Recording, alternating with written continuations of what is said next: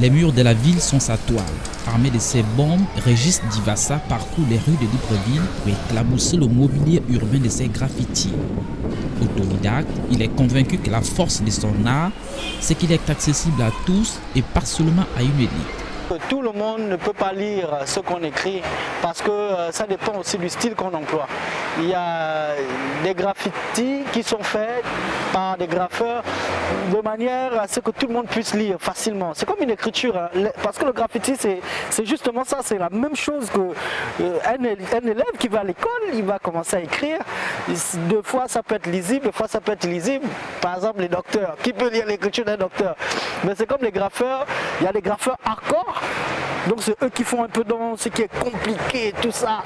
Et puis il y a des graffeurs assez soft, quand on dit commercial, c'est pas le mot, mais c'est des fois le lettrage peut être simple, comme le lettrage peut être aussi compliqué.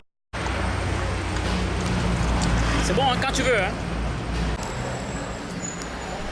Dans ce quartier populaire de Libreville, plus d'un habitant sur 4 est sans emploi. La pauvreté et la violence font partie du quotidien. Et pour les graffeurs comme Divassa, il s'agit de s'évader et de colorer un quotidien trop gris. Le graffiti que nous faisons aujourd'hui, on ne fait que faire de la continuité en fait sur les murs, parce que le mur c'est plus, il y a plus d'impact. Un mur tu ne peux pas le transporter, l'amener chez toi. C'est égoïste de cacher l'art. L'art il est fait pour être montré. Or dans la rue, le seul support qui est approprié, ce sont les murs. Quand il ne peut pas sortir peindre dans les rues, Divassa imagine les fresques depuis son studio situé au 4e étage de cet immeuble. Sa cible du jour, la femme.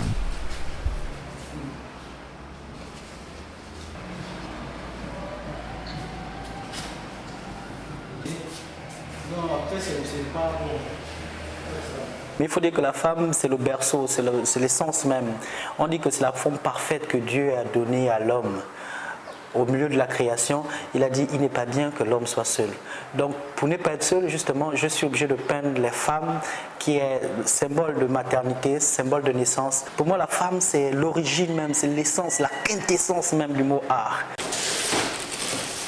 Pour arrondir ses fins du mois, cet artiste touche à tout, met parfois son art au service des commerçants, soucieux de rendre leur devanture plus attractive, mais il n'est pas prêt pour autant à franchir les portes des galeries, préférant garder l'authenticité du graffiti qui se doit de rester une discipline vandale. Le graffiti, c'est la meilleure arme, c'est plus efficace que tout. Un graffeur, c'est quelqu'un qui est engagé, totalement, politiquement, socialement. C'est quelqu'un qui donne, même sans le vouloir, mais c'est une révolte en fait, en lui-même.